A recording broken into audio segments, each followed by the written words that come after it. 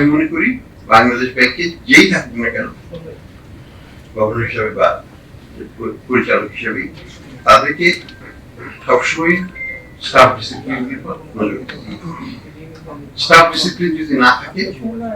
একটা প্রতিষ্ঠান চলতে পারে না। আমরা একটা নিয়ন্ত্রক ব্যবস্থা, আমরা যদি ভেঙে পড়ি, আমরা যদি নিজেদের মধ্যে মানে এই ধরনের ইস্যু যেটা তাদের আওতাভুক্ত ইস্যু, যেটা সরকার থেকে সিদ্ধান্ত নেওয়া হয়েছে, সরকার থেকে টাকা দেওয়া হয়েছে, সেই ইস্যুকে তার কাছে কেন্দ্র করবে যে আমরা এককভাবে গভর্নর এটাকে ভেঙে দিয়েছে, এককভাবে গভর্নর এই ব্যাংকগুলোকে ধ্বংস করে দিয়েছে। আমি তো ব্যাংক উদ্ধার করছি, এখনো চেষ্টা করে যাচ্ছি এই ব্যাংকগুলোকে ইনশাল্লাহ আমরা শক্তিশালী একটা অবস্থানে নিয়ে যাব, কিন্তু এই কুচক্রী মহল এরা চাচ্ছে এটা ব্যর্থ, এরা চাচ্ছে এটা ব্যর্থ হয়ে গেলে আবার পূর্বের মালিকদের কাছে এই ব্যাংকগুলো ফেরত দিতে পারবে এবং তারা লুট করবে এবং সরকারের টাকাটাও তার সুন্দরভাবে তার পকেটে পেয়ে যাবে। অর্থাৎ একটা ব্যাংকে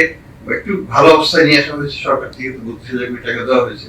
এই টাকাটাও তারা বেনিফিটটা পাবে এখন যদি ব্যাংকটা তারা পায়। আমাদের কাম না, এটা তো জনগণের টাকা, যে জনগণকে উদ্ধার করার জন্য দেওয়া হয়েছে এবং জনগণকে উদ্ধার করার কাজেই এটাকে ব্যবহার করা হবে। এখানে অন্য কোনো আমি বলবো কোন প্রকারের দুরভিসন্ধিমূলক কার্যক্রম যদি আমাদের স্টাফ থেকে করা হয় সেটাকে